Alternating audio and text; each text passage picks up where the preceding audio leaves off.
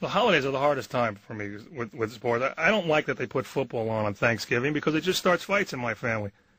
The men want to watch the game. The women don't. You know what they do? They compromise the women. They put the TV on without the volume, which never works because then you have to pretend like you're paying attention to your family. Oh, Grandma, could you pass me the gravy, please? Would you pass it? I'm open. Get rid of it. Pass the gravy. Oh, you suck. I'm not going to shut up. We should have got rid of her last year. Look at her. She's a loser. It seems like whenever I'm at my lowest point, I have to run into somebody who's at their highest point. And this happened to me a week after I got fired. This guy I went to school with, hadn't seen him in 100 years, bumps into me on the street, and he says, "Hey, Laura, how's it going?" And I'm just shocked, first trying to think of who he is. And he says, "Wow, I've had the most incredible streak. You know, I was a production assistant on a film.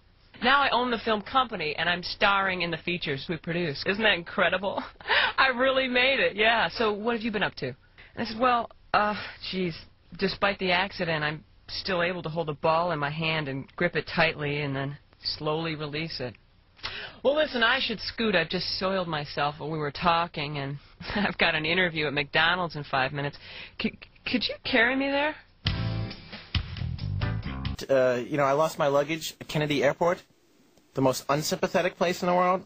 You go to the person behind the counter whose job it is to help you. I say, "You know, I've lost my luggage, typical New York style." The person goes, "Yeah, that's all I need now, you and your bags." What do you want me to pick up the airport and shake it till your bags fling out? Who am I, Kreskin? What am I, Uri Geller? Shirley MacLaine in the head? What am I, the magician, David Copperballs? What? Was this the Psychic Bags Balls Network? Did you know your bags went to San Jose? Hey, excuse me. No, excuse me. I think you're a little out of line. Hey, here's something. You know what your bags look like, and you can't find them. I don't know what they look like. Getting mugged was one of the worst experiences I've ever had, and what's terrible is the violation, obviously, as you know, and they got my wallet with a really good driver's license picture. What are the chances of me duplicating that? Slim. Slim to none. To none. And I don't understand why in the animal kingdom they have so many devices of protection, where in the human kingdom we don't have any of those biological imperatives that protect us. Like, why couldn't I be walking and then the muggers come and then it's like, see as Janeane blends into the Geo Metro, and they have to move on. It's not just your things, not just your belongings, but they really in the end end up taking a little piece of you. They stole my pride. They stole my sense of rhythm. They stole my whimsical good nature. Shouldn't leave all that stuff lying around. You know, the big thing in this country, you got to be number one, man. Everybody's got to be number one. Woo! Number one! We're number one! I don't know.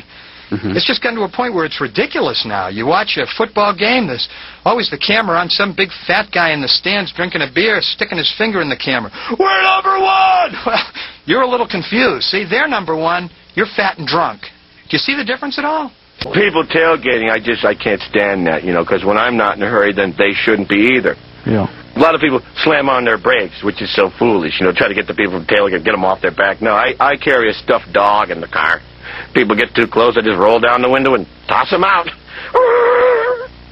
Oh, they hang back after that. My managers are Australian. The way they talk, everything sounds really good because they go up at the end of every sentence. But they're the most tactless people, so they're constantly insulting me with this really lovely tone.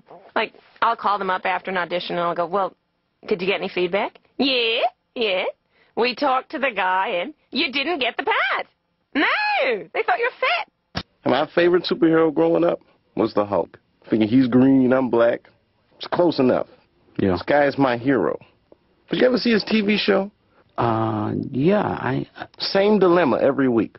He's, don't make me angry. You wouldn't like me if I was angry. You remember what would happen after that? They'd piss him off. They would beat his ass like an animal, Doc. Then he'd get mad and turn into a monster and beat them up and keep on walking like nothing happened. I mean, what kind of role model is going to fight that much? Yeah. After 5 episodes, I was like, hey, man, you know, maybe it's you. Too tired. I'm just tired of the kids. I can't snap out of it. I fell asleep driving the car. I did that. I did that little neck dip, that nanosecond of sleep behind the wheel of the car that just scared the hell out of you. So terrifying. I was just cruising and just like, holy crap! I'm driving. And then the weird thing is, as frightening as it is, I did it again a few minutes later. You've had a brush with death, and I'm still drowsy after that. How does that happen? If a bullet came through my window, would I fall asleep right after? Oh, tomorrow I'll look at it, honey. And women always say, tell me the truth. Tell me what you're feeling. Let me know what's on your mind. And every time I do that, I just get myself in more trouble. Every time. Like the other day, she tries on a pair of pants and says, does this make me look fat? Right. No, your fat butt makes you look fat. Why are you blaming it on the pants? Well, it's the fork and the refrigerator in your mouth. It's nothing to do with the pants. I don't know why it is, but when I pass the slow drivers, I have to look at them. I don't know what I'm looking for. Like their face will give me the answer. Oh, it's Mr. Magoo. You ever start to say something, and in the middle of what you're saying, you decide to just, like, say something else completely? You know, like, half the words are out there, and then the back of your head gets involved, you know? Back of your head starts saying, hey, say this instead. Yeah, but I'm in the middle. I don't care. Switch it up. Yeah. These people were leaving the other day, and I started to say, take care, you know, which would have been fine until I wanted to say good luck. Say good luck. Say good luck instead. She later on, take luck. Take luck and care. Take care of the luck. Good luck taking care of the luck that you might have. If you have luck, take it and care for it. Good luck taking off care of the luck when you might have some. And you're sure to see them again. Yeah. Hey, how do you know that guy? I don't really know him that well. I'm taking care of it. I thought you said you knew him. I just know him a little bit. I don't care. Or sometimes you say the right thing, you know, but you say it at the wrong time and feel like an idiot, you know? Something like, you too. Right. I was getting out of a cab at the airport, and the driver goes, hey, have a nice flight. You too. You too, you have a nice flight, too, in case you ever fly someday. Don't everybody look at me, I'm a moron. Right. Don't know when to say the you too phrase. I never learn, you know? Like a waitress will bring my meal. Hey, enjoy your meal. You too. Oh, you don't have one, do you? I'm a doofus. I don't know, you know? I'm just like, I'm always putting my foot in my mouth. I met this woman recently, and I could have sworn she was pregnant. Let me tell you. I think the rule is don't guess at that ever, ever, ever, ever, ever, ever, ever, ever. Yeah. So I said, hey, when's that baby due? You ever feel a word coming up, but it's too late to stop it? You know, it's going to come up and loud. Hey, when's that baby due? Baby! Oh, what baby? At the zoo, the pandas. I knew they were trying to have one. I just, you know, thought we'd talk about them right now for no reason. I like the IHOP, too, the International House of Pancakes. I just don't know who designed the roof. I don't know who okayed the blueprints for that, but it's a bit much, you know? It's like a cathedral, you know? Pancakes. And ain't it weird when an IHOP goes out of business and another business tries to go in there? Yeah, I guess. There's no way you can take them seriously, you know? Oh, tax preparation, huh? Listen, is there any way I can get a Rudy Tooty fresh and fruity? Like he doesn't hear that all day. Oh, Pancake Joe. Yeah, we don't hear the hose. Well, I didn't know if you knew. Well, we know, okay? We know what it was. I wasn't sure. Well, hey, Johnny, more Pancake Joe.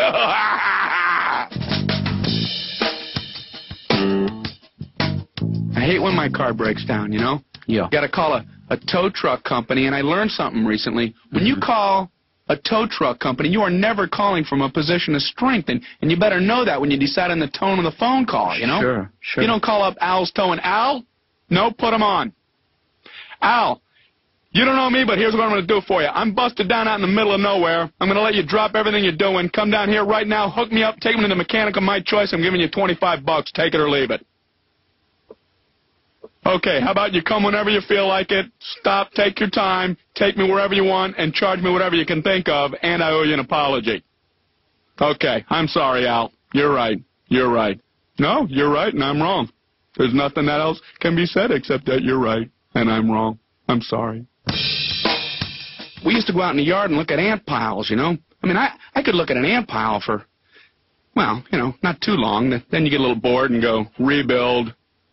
You know, it's like a power thing, you know. It makes you feel a little better about yourself. So you have a nice little civilization there, huh? I don't think so. That seems so aggressive. And you know what's amazing? When you knock over an ant pile, they all start rebuilding at that second. You think there'd just be a minute where they just all go, oh, man! I don't believe it! Look at this! Or even if most of them started working, there'd be a couple hanging off to the side going, I ain't doing that again. He's standing right there just going to knock it over again. What do you think, we're all stupid little ants? You think we're all stupid little fire ants? You can always tell how long somebody's been in a relationship by how much they can move their mouth when they talk.